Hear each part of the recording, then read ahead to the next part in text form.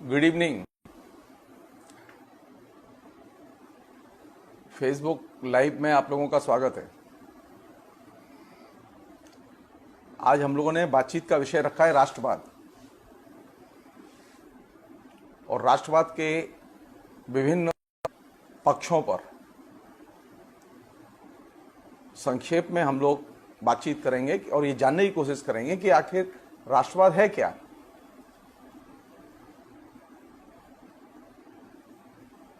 हम में से बहुत सारे लोग, खासतौर पर जो हमारे जो दोस्त विद्यार्थी हैं जो बीए कक्षा में पढ़ते हैं,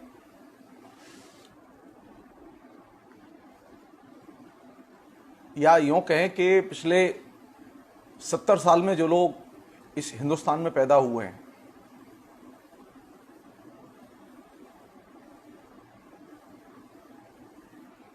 और इसमें भी जो पिछले 40 साल में पैदा हुए हैं, उन लोगों के लिए राष्ट्रवाद की कोई भी जीवंत अनुभूति मिली नहीं। उनके बीच में राष्ट्रवाद की जितनी भी चर्चाएं हमें मिलती हैं, वे सारी की सारी चर्चाएं राजनीतिक प्रचार के तौर पर मिलती हैं। यह भी कह सकते हैं कि पिछले कई दशकों में जो राष्ट्रवाद के बारे में चर्चाएं हमारे बीच में होती रही हैं, वे एक तरह से राजनीतिक प्रचार अभियान के तौर पर होती रही हैं। हमारे देश ने कोई राष्ट्रवाद के लिए पिछले 50 साल में कोई आंदोलन नहीं किया, कोई आंदोलन नहीं हुआ।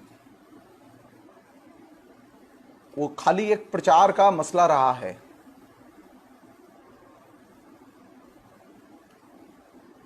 इसलिए जब राष्ट्रवाद पर बात करते हैं तो हमारे सामने जहन में पहले यह सवाल आता है कि आखिर ये राष्ट्रवाद आया कब, कैसे आया। राष्ट्रवाद पर बातें करते समय, राष्ट्रवाद पर सोचते समय, आपस में चर्चा करते समय एक चीज, बुनियादी चीज ध्यान में रखने की है कि राष्ट्रवाद एकदम आधुनिक प्रवृत्ति है, आधुनिक फिनोमिना है। मध्यकाल में राष्ट्रवाद नहीं था, प्राचीन काल में भी राष्ट्रवाद नहीं था। रजवाड़े थे, रियासतें थीं, राजा थे, बड़े बड़े राजा थे, बड़े ताकतवर राजा हुआ करते थे, लेकिन राष्ट्रवाद नहीं था। राष्ट्रवाद के पैदा होने के लिए पहली शर्त है कि देश एक राष्ट्र की इकाई के तौर पर अपने को परिभाषित करे और पेश करे। तो संयोग की बात है कि ब्रिटिश पीरियड में जब अंग्रेजों का शासन आया, तो अंग्रेजों के शासन के दौरान पहली बार भारत ने एक राष्ट्र, राज्य के तौर पर अपनी पहचान प्रस्तुत की।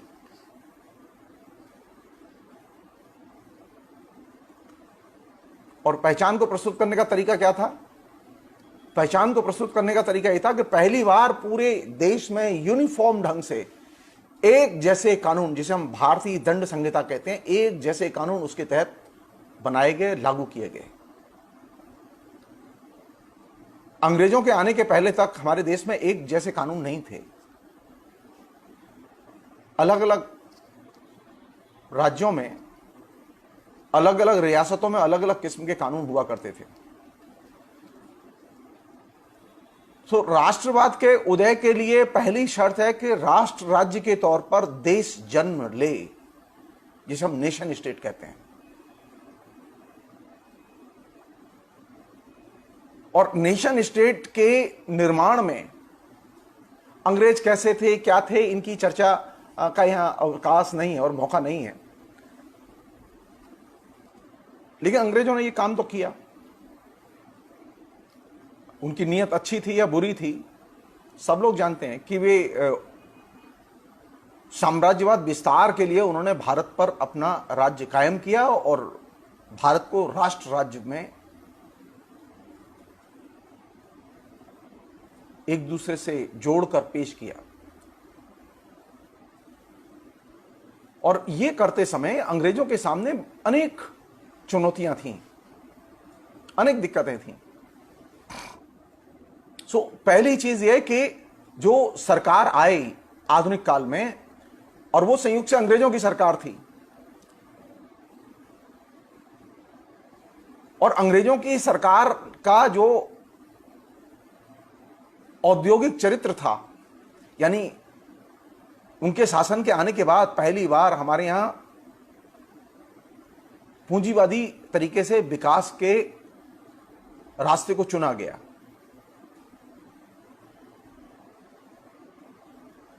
यानी नई औद्योगिक संस्कृति की शुरुआत हुई।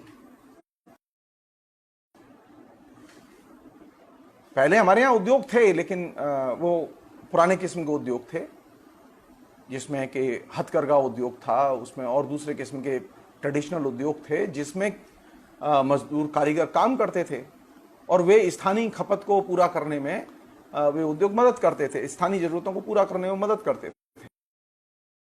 परंपरागत किस्म के उद्योग धंधों को आधार बना के आप मॉडर्न राष्ट्र नहीं बना सकते। मॉडर्न राष्ट्र बनाने के लिए जरूरी था कि आधुनिक उद्योगों की नींव रखी जाए। अंग्रेजों ने अपने शासन की शुरुआत के साथ दो चीजें की। पहली चीज यह की कि उन्होंने देश को एक सूत्र में बांध के एक राष्ट्र राज्य के तौर पर उसकी इमेज, या हम ये कहें कि नक्शा पेश किया।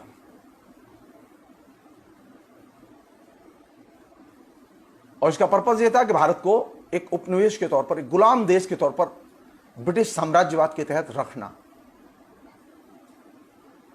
इसका पर्पज यह नहीं था कि भारत एक संप्रभु राष्ट्र की तरह, एक स्वतंत्र राष्ट्र की तरह काम करे। तो नीयत बहुत खराब थी, राष्ट्र राज्य के निर्माण के पीछे मंशा बहुत खराब थी कि हम एक गुलाम देश के तौर पर भारत को रखना चाहते हैं, इसलिए इसे एक नेशन स्टेट के तौर पर निर्मित किया गया।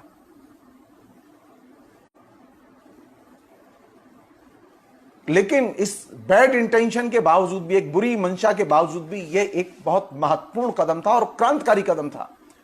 इसने भारत को एकजुट भारत बनाने में मदद की, जो भारत टुकड़े टुकड़े में बटा हुआ था। सैकड़ों राजा थे, और सैकड़ों राजाओं में हालत यह थी कि एक राजा दूसरे राजा की नहीं मानता था, सब अपने अपने दिमाग से चलते थे। सारे रजवाड़ों के अपने अपने अलग कायदे कानून थे, कोई यूनिफॉर्म कानून नहीं था।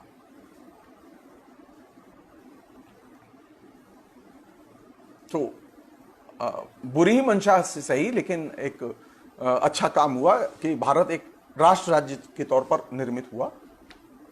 और दूसरी चीज जो घटी अंग्रेजों के आने के बाद, वो ये थी कि आधुनिक उद्योग धंधों की शुरुआत हुई ईस्ट इंडिया कंपनी के तहत। और तीसरी पर घटना यह घटी कि आधुनिक प्रिंट टेक्नोलॉजी, छापे खाने की मशीन, प्रिंटिंग प्रेस भारत में आया, और इसने अखबार और पत्र पत्रिकाएं और पुस्तक, इसके प्रकाशन की शुरुआत की। जिस देश में भी राष्ट्रवाद की शुरुआत हुई है, उसको जन्म देने में, राष्ट्रवाद के विचारों को संप्रसारित करने में प्रिंटिंग प्रेस की बहुत महत्वपूर्ण भूमिका रही है। बिना प्रिंटिंग प्रेस के राष्ट्रवाद जन्म नहीं लेता। आधुनिक छापे की मशीन अपने साथ वो छापे की कला तो लेकर आई, लेकिन साथ साथ एक चीज और लेकर आई जिसका कि हमें फायदा मिला। वो ये कि उसने विचारों के प्रचार प्रसार की अनंत संभावनाओं को जन्म दिया। छापे की मशीन के पहले हमारे पास में विचारों के प्रचार प्रसार की इस तरह की संभावनाएं नहीं थी।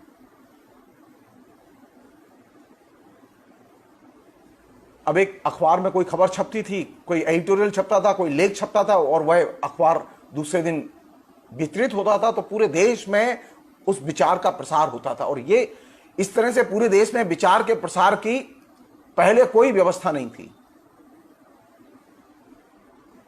आधुनिक राष्ट्र के आने के साथ आधुनिक उद्योग आए, और आधुनिक उद्योग आए पुराने उद्योग धंधों को नष्ट करते हुए, और आधुनिक उद्योगों के साथ साथ आई प्रिंट रिवॉल्यूशन। और इस प्रिंट रिवॉल्यूशन ने आधुनिक राष्ट्रवाद के विचार के जन्म की संभावनाओं को सबसे पहले पैदा किया। मसलन अगर कहीं देश में कहीं कोई घटना घटती थी तो उसकी पूरे देश को खबर मिलती थी, सारे देश में पूरे के खबर। पहले ऐसा नहीं होता था, जहां घटना घटती थी वो आसपास के इलाके में 2-4-10-5 किलोमीटर के बीच में वो खबर घूम के रह जाती थी। तो छापे की मशीन के आने के बाद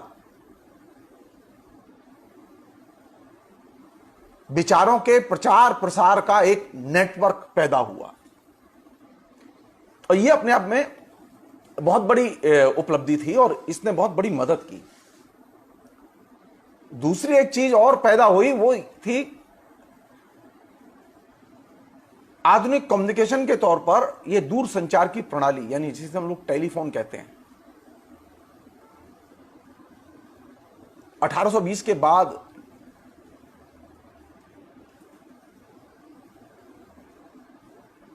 अखबार भी आते हैं, और 1820 के बाद ही टेलीफोन भी आते हैं। महानगरों में खासतौर पर कलकत्ता, मद्रास और दूसरे शहरों में धीरे धीरे निजी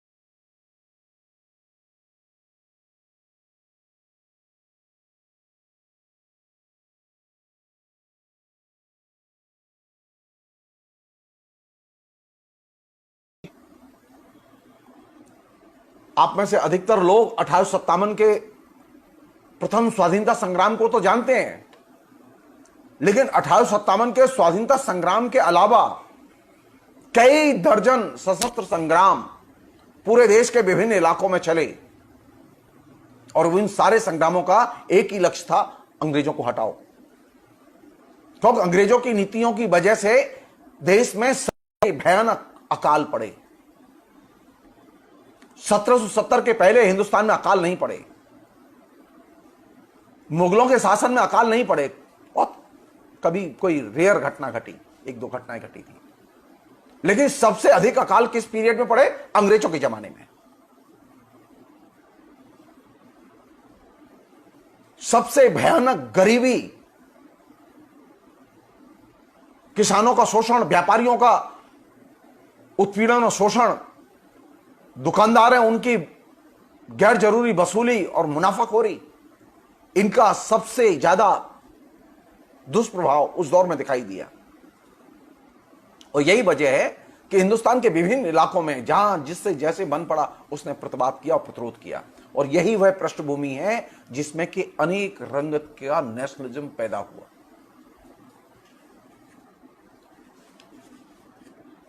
किसी भी देश में, और भारत जैसे देश में जहां के बहुसांस्कृतिक, बहुभाषी समाज है, बहुधार्मिक समाज है, राष्ट्रवाद एक तरीके का नहीं हो सकता और एक रंग का नहीं हो सकता। यहां ऐसे भी लोग थे जो कि धर्म के आधार पर सोचते थे और ऐसे भी लोग थे जो धर्म के आधार पर नहीं सोचते थे। राष्ट्रवाद का आधार ऐसे भी लोग थे जो धर्म के आधार पर मानते थे, लेकिन ऐसे लोग ज्यादा थे जो धर्म के आधार पर राष्ट्र को नहीं देखते थे। वे आम जनता की एकता को आधार बना के राष्ट्रवादी भावनाओं को व्यक्त करते थे और अंग्रेजों के खिलाफ में एकजुट होते थे।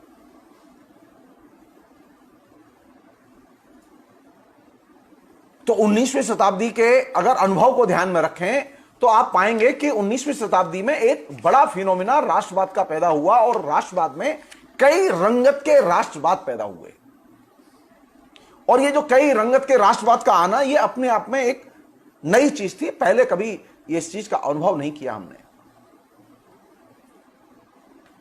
यही वजह है कि ये कहते हैं कि राष्ट्रवाद एक भौतिक चेतना है, लेकिन ये अंतर्विरोधी चेतना है। और ये अंतर्विरोधी इसलिए क्योंकि इसका बहुजाति जो हमारा समाज है, बहुसांस्कृतिक जो समाज है, उसके साथ में गहरा संबंध है। मसलन एक व्यापारी भी चाहता है कि देश आजाद हो और एक साधारण नागरिक भी चाहता है कि देश आजाद हो, लेकिन दोनों के मकसद अलग हैं, दोनों के हित एक दूसरे से टकराते हैं।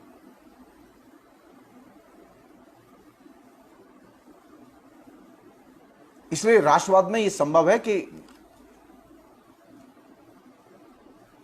एक ही राजनीति में अंतर्विरोधी चीजें हों। एक अन्य चीज जो राष्ट्रवाद के दौर में पैदा हुई वो ये कि राष्ट्रवादी होने के लिए पहली शर्त है कि पहले आप राष्ट्र को तो जानें, समाज को जानें, जिस देश में पैदा हुए उस देश को जानें। इन दिनों एक प्रवृत्ति पिछले 30-40 साल में जो पैदा हुई है समाज में, वो ये कि लोग राष्ट्रवाद की तो बात करते हैं लेकिन राष्ट्र को जानते नहीं है। वो चाहते तो एक देश में राष्ट्रवाद आए, वे लोग आपके बीच में आके राष्ट्रवाद की हिमायत तो करते हैं, लेकिन वो देश को जानते नहीं है। अच्छा राष्ट्रवादी वह जो सबसे गहराई से राष्ट्र को जानता हो, समाज को जानता हो।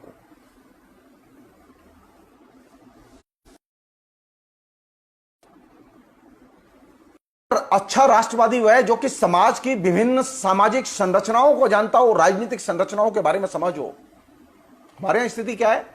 हमारे यहां स्थिति है कि उस संविधान की सामान्य सी व्यवस्थाओं को, धारणाओं को भी राष्ट्रवाद का प्रचार करने वाले लोग नहीं जानते। मसलन अगर मैं राष्ट्रवाद का प्रचार करता हूं तो मुझे यह जानना ही होगा कि हिंदुस्तान में एक संप्रभु राष्ट्र के तौर पर एक संविधान भी है और संविधान में कुछ बुनियादी अधिकार दिए हुए हैं।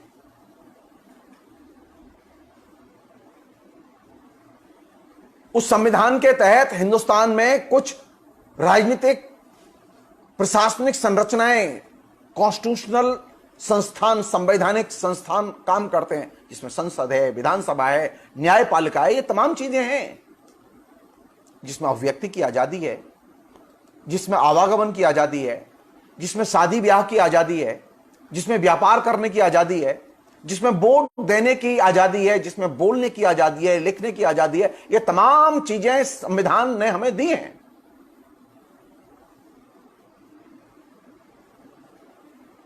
इन जो उपलब्ध जो अधिकार हैं, इन उपलब्ध अधिकारों की रक्षा करते हुए ही आप राष्ट्रवाद की बात कर सकते हैं।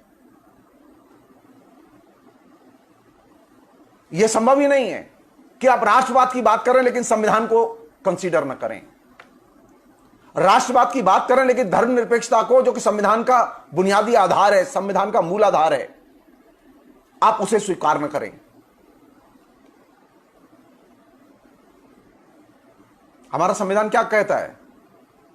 हमारा संविधान यह कहता है कि भारत एक संप्रभु राष्ट्र है और धर्मनिरपेक्ष राष्ट्र है। हमारे राष्ट्र का आधार न तो धर्म है, न नस्ल है, न जाति है। हमारे राष्ट्रवाद का आधार क्या है? जनता, जनता और सिर्फ जनता और धर्मनिरपेक्ष दृष्टिकोण। और हमें चाहिए क्या? लक्ष्य क्या है हमारा? हमारा लक्ष्य है लोकतांत्रिक समाज का निर्माण करना। अब लोकतांत्रिक समाज के निर्माण के लिए और संविधान में व्यक्त और उपलब्ध अधिकारों की रक्षा के लिए अगर राष्ट्रवाद का प्रचार होता है तो वह काम का है। लेकिन अगर राष्ट्रवाद का प्रचार होता है, कोई भी करे, XYZ कोई भी दल करे इस बात को, XYZ कोई भी व्यक्ति करे इस बात को, कि वह संविधान में प्रदत्त अधिकारों पर तो हमले करे।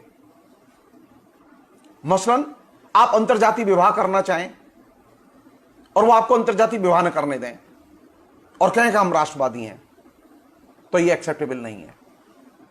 इसे राष्ट्रवाद नहीं कहते, बल्कि इसे संविधान की नजर में अपराध कहते हैं। राष्ट्रवाद वह जो कि संविधान में उल्लिखित अधिकारों और संरचनाओं का सम्मान करे, उनका विस्तार करे, संविधान के जो अभिप्सित लक्ष्य हैं उन लक्ष्यों को अर्जित करने में मदद करे। लोकतंत्र, धर्मनिरपेक्षता और समाजवाद को हासिल करना, यह प्रेमबल का लक्ष्य है। और इस लक्ष्य की संगति में ही आप अपनी बहुत सारी धारणाएं, इंक्लूडिंग नेशनलिज्म की धारणा, इसे भी परिभाषित कर सकते हैं। हम ये नहीं कह सकते कि लोग राष्ट्रवादी ढंग से न सोचें, लोग सोच ही सकते हैं। लोग ऐसे भी हो सकते हैं जो धर्म के आधार पर राष्ट्र के बारे में सोचें, ऐसे भी लोग हो सकते हैं जो कि किसी और नजरिए से राष्ट्र के बारे में सोचें, क्योंकि हमारे यहां सोचने की आजादी है। हमारे यहां सोचने की नहीं, बोलने की भी आजादी है, और जो विचार आप सोचते हैं उसके आधार पर संगठित करने की भी आजादी है। लेकिन हमारे यहां संविधान में उल्लिखित अधिकारों का हनन करने की आजादी नहीं है। आप अपने धर्म का तो प्रचार कर सकते हैं, आप अपनी राजनीतिक दल का प्रचार कर सकते हैं, लेकिन आप संविधान में उल्लिखित जो अधिकार हैं उनका हनन करने के लिए प्रचार नहीं कर सकते, क्योंकि संविधान में जो उल्लिखित अधिकार है, और यह संविधान एज ए सच, धर्मनिरपेक्षता एज ए सच, इसको हमने बड़े संघर्षों के बाद अर्जित किया है। तो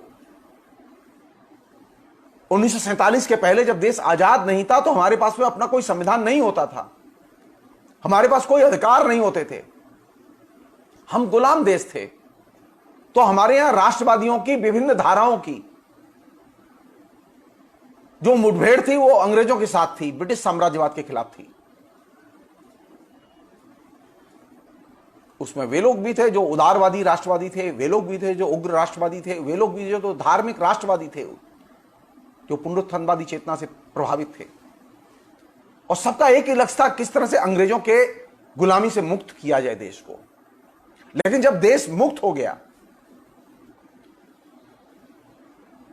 और स्वतंत्रता को हमें कॉन्स्टिट्यूशनल राइट के तौर पर, यानी हमारे अस्तित्व का अधिकार हमें दे दिया गया, स्वतंत्र रूप से जीने और सोचने का अधिकार हमारा संविधान ने जब हमें दे दिया, तो अब हमारी चुनौती यह थी कि इस अधिकार का विस्तार कैसे किया जाए, लोगों के बीच में इसे कैसे ले जाएं। इसलिए संविधान के लागू होने के बाद पुराने तरीके से, राष्ट्रवादी तरीके से सोचना और काम करना संभव नहीं था। हमारे यहाँ ऐसे अनेक लोग हैं ऐसे जो अभी भी पुराने तरीके से, यानी पुराना तरीका क्या था, धर्म के आधार पर राष्ट्र को देखना। हमारे यहां धर्म के आधार पर राष्ट्र को देखने के नजरिए को संविधान सभा ने, संसद ने एक सिरे से ठुकरा दिया।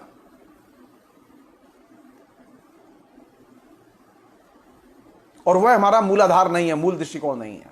इसलिए अब लोकतंत्र की स्थापना के बाद राष्ट्रवाद का लक्ष्य क्या होगा? लोकतंत्र का विस्तार करना, लोकतांत्रिक अधिकारों का विस्तार करना।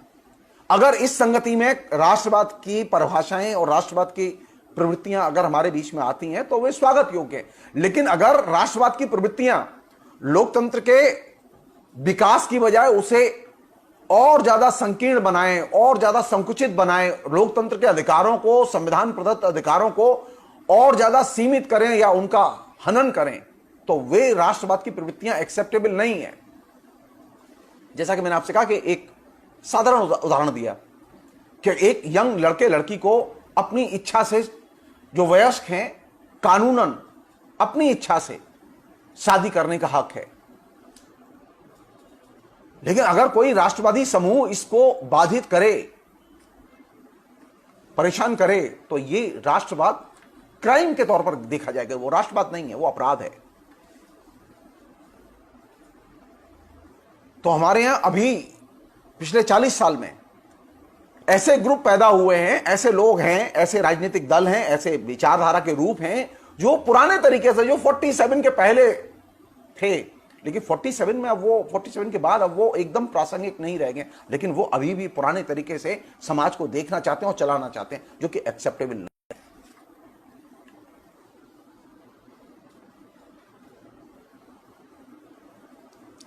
तो आजादी के पहले राष्ट्रवाद के निशाने पर था साम्राज्यवाद, ब्रिटिश साम्राज्यवाद, और उससे मुक्ति का लक्ष्य। लेकिन आजादी के बाद जब हमारे यहां लोकतंत्र स्थापित हुआ और हमने एक संप्रभु राष्ट्र के तौर पर अपना निर्माण किया, स्वतंत्र राष्ट्र के तौर पर अपने विकास का रास्ता चुना, तो हमारे सामने संविधान और संविधान प्रदत्त जो लक्ष्य थे उन्हें हासिल करना मुख्य काम था। और इस लक्ष्य को हासिल करने के लिए जिस भी रूप में आप राजनीतिक काम कर सकें, क्योंकि राष्ट्रवाद एक राजनीतिक प्रवृत्ति है, राष्ट्रवाद कोई खाली सांस्कृतिक चीज नहीं है। एक और चीज मैं कहना चाहता हूं जो कि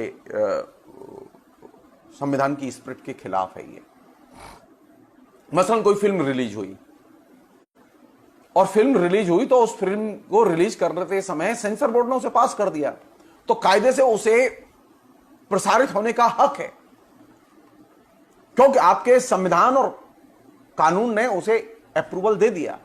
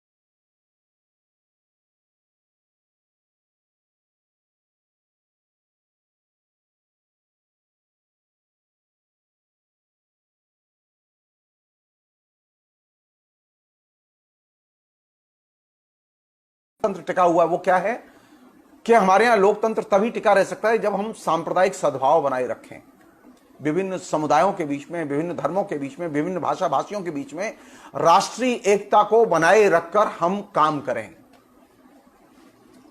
हम किसी भी समुदाय को, किसी भी धार्मिक समुदाय को, किसी भी सामाजिक समुदाय को यह हक नहीं देते संवैधानिक तौर पर कि वह अपने को भारत से अलग कर ले। हम किसी भी धार्मिक या सांस्कृतिक समुदाय को यह हक नहीं देते कि वह अपने समुदाय की या अपने धर्म की हिफाजत के लिए अन्य धर्म और अन्य समुदायों के लोगों पर हमले करे, क्योंकि हमारा जो संविधान है वो सभी धर्मों को समान अधिकार देता है। जिस धर्म को मानने वाले 80 करोड़ लोग हैं उसको जो अधिकार हैं वही अधिकार 25,000 लोग जिस धर्म को मानते हैं उनको भी वही अधिकार हैं।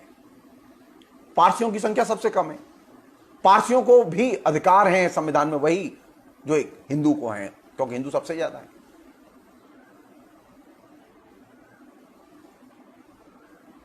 क्या हम ये कह सकते हैं कि नहीं जो गैर हिंदू लोग हैं उन्हें अधिकार नहीं होंगे?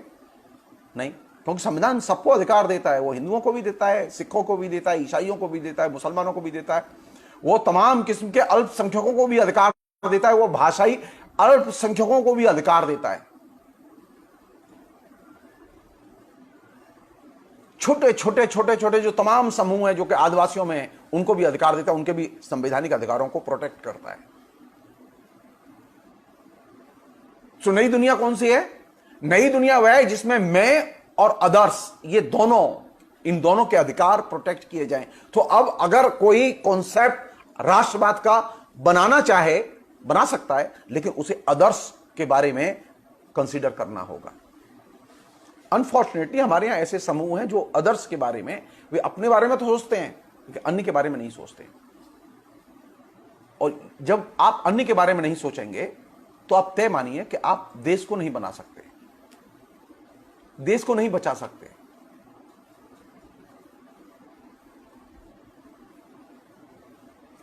लोकतंत्र में अन्य बहुत महत्वपूर्ण है। मैं तो है ही, लेकिन अन्य भी महत्वपूर्ण है। मैं और अन्य के बिना लोकतंत्र नहीं बनता। आयरनी है कि हमारे यहां जो राष्ट्रवाद का जो प्रचलित फॉर्मेट है जो लोकतंत्र के बीच में विकसित हुआ है, विभिन्न संगठन है उसमें, मैं नाम नहीं लेना चाहता, आप लोग जानते हैं, नहीं जानते हैं तो थोड़ा खोजेंगे। तो वहां मैं तो महत्वपूर्ण है, यानी मेरा धर्म, मेरा दृष्टिकोण, मेरी धारणा, मेरी मान्यता, ये तो महत्वपूर्ण है। लेकिन अन्य का दृष्टिकोण, अन्य का धर्म, अन्य की मान्यताएं, ये वो कंसीडर ही करने के लिए तैयार नहीं है। तो जाहिर है कि टकराहट होगी, और इस टकराहट में नुकसान किसका होगा? संविधान का, संवैधानिक मान्यताओं का, कानून का, कानून के शासन का। इसलिए यह देखा गया कि जब भी किसी भी रंगत का राष्ट्रवाद लोकतंत्र के दौरान पिछले 70 साल में सामने आया है तो उसने अन्य को नुकसान किया है, अन्य को क्षतिग्रस्त किया है, और इससे समाज टूटा है। तो लोकतंत्र के विकास के लिए कौन सी चीज जरूरी है? मैं और अदर्स, इन दोनों के बीच में एकता बने, इन दोनों के बीच में और ज्यादा एकीकरण हो। हमें ऐसे राजनीतिक नजरिए की जरूरत है। इसलिए यह माना जाता है कि लोकतंत्र में राष्ट्रवाद उतना प्रासंगिक नहीं रह जाता जितना कि वह पूर्व लोकतंत्र की अवस्था में, यानी ब्रिटिश पीरियड में प्रासंगिक था। एक अन्य चीज और लास्ट, वो ये कि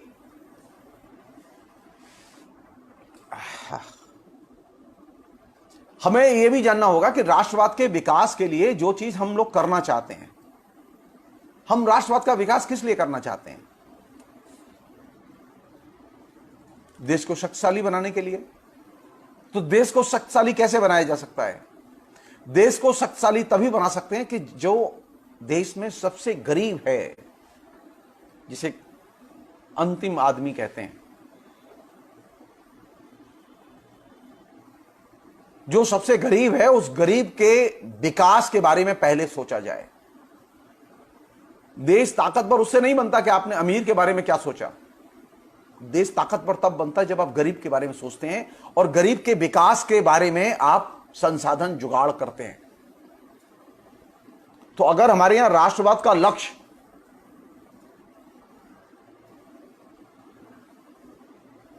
समाज का अंतिम आदमी या गरीब आदमी है, तो उसे ये परिभाषित करना ही होगा कि इस गरीब आदमी के लिए उनके पास क्या योजनाएं, क्या प्रकल्प है। हमारे यहां स्थिति यह है कि हम चाहते तो हैं कि राष्ट्रवाद आए, लेकिन हम यह परिभाषित नहीं करते कि राष्ट्रवाद किसके लिए। तो लोकतंत्र में राष्ट्रवाद के उठे हैं वे अंततः कारपोरेट घरानों और अमीर लोगों की मदद के लिए उठे हैं। उन्होंने गरीब के लिए और गरीब के उत्थान के लिए कोई योजना और प्रकल्प सामने नहीं रखे।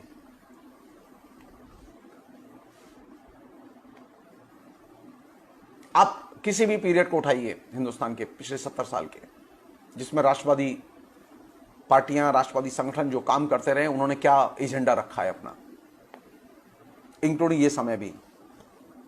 आप देखिए, आप टेस्ट कीजिए,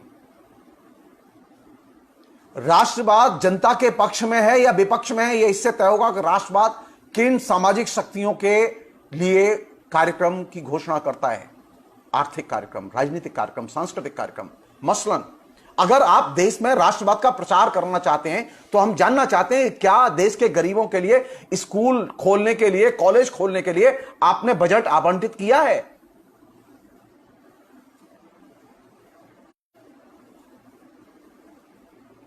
क्या पिछले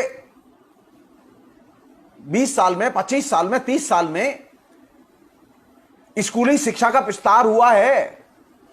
कॉलेज शिक्षा का विस्तार हुआ है? आप लोग दिल्ली में रहते हैं, दिल्ली में पढ़ते हैं, तो दिल्ली में आपको अच्छे कॉलेज दिखाई देते हैं, अच्छी बिल्डिंग दिखाई देती है। आप जाइए उत्तर प्रदेश, आप जाइए बिहार,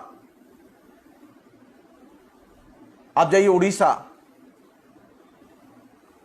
महाराष्ट्र, आप हिंदुस्तान के तमाम दूसरे इलाकों में जाइए, तो आपको मालूम पड़ेगा कि पिछले 25-30 साल में पूरी की पूरी कॉलेज व्यवस्था, कॉलेज सिस्टम एकदम नीचे तक ध्वस्त हो चुका है।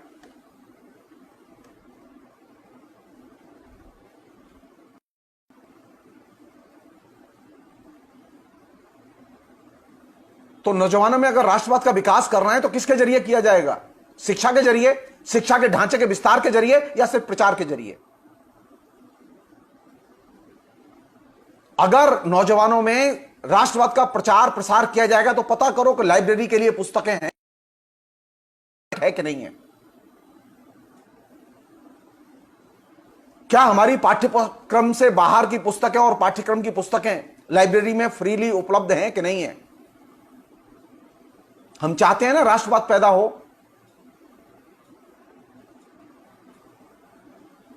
तो कॉलेज की लाइब्रेरीज में पुस्तकें होनी चाहिए कि नहीं होनी चाहिए? क्या राष्ट्रवाद सिर्फ अशिक्षितों के लिए है? क्या अशिक्षित बनाए रखने के लिए है? अगर राष्ट्रवाद का लक्ष्य देश को उन्नत बनाना है, तो हमें यह देखना ही होगा कि क्या कॉलेज के लिए धन दिया गया, क्या नई कॉलेज की बिल्डिंग बनाई गई, क्या कॉलेज में नए शिक्षक आए, क्या नई पुस्तकें आई, लाइब्रेरीज आई, क्या देश में लाइब्रेरी नेटवर्क का विस्तार हुआ? तो राष्ट्रवादी चेतना पैदा कैसे होगी? सिर्फ नारे लगाने से। वो चाहे हिंदू राष्ट्रवाद की हिमायत करें, चाहे इस्लामिक राष्ट्रवाद की हिमायत करें, या ईसाइयत के राष्ट्रवाद की हिमायत करें, किसी भी रंगत के इस राष्ट्रवाद की हिमायत करने वालों से बार बार एक ही सवाल पूछो कि राष्ट्रवाद का विकास से कोई संबंध है कि नहीं है। और विकास से संबंध है तो बताओ कि शिक्षा पर कितना खर्च हुआ है।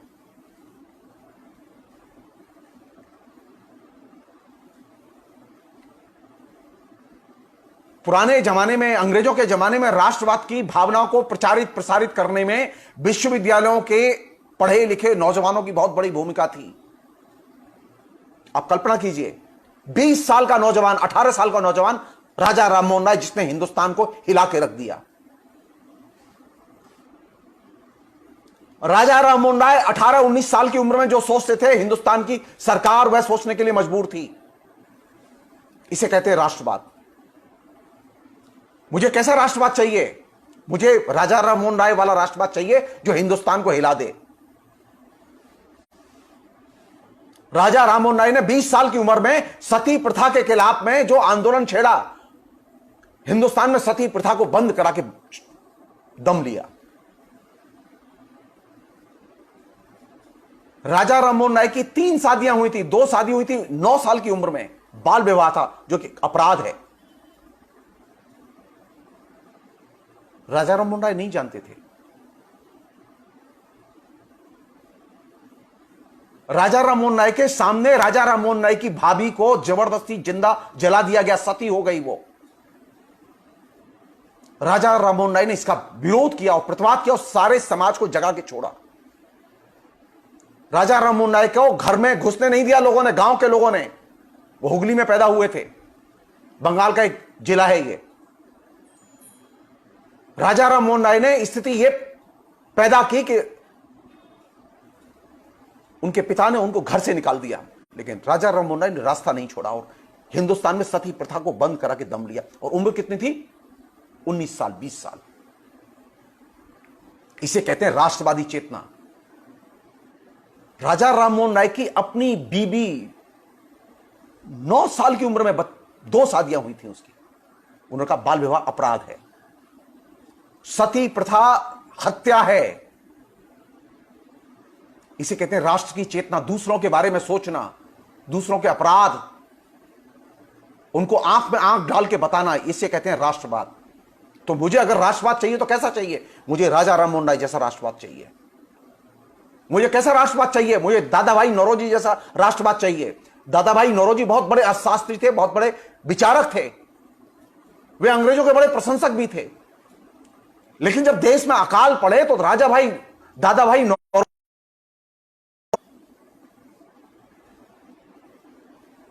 अकाल के जरिए जो करोड़ों लाखों लोग प्रभावित हुए और लाखों लोग मर गए, इसको लेकर अंग्रेजों के खिलाफ जम के लिखा, बोला। तो मुझे कैसा राष्ट्रवाद चाहिए?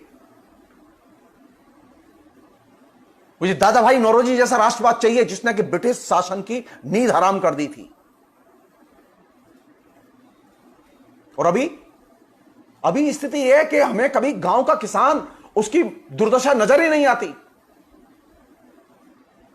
दहेज हत्या के जरिए मरने वाली लड़कियों का दुख हमें महसूस ही नहीं होता। नहीं, मुझे नेशनलिज्म चाहिए, लेकिन मुझे नेशनलिज्म चाहिए राजा राममोहन राय जैसा, मुझे नेशनलिज्म चाहिए दादा भाई नौरोजी जैसा।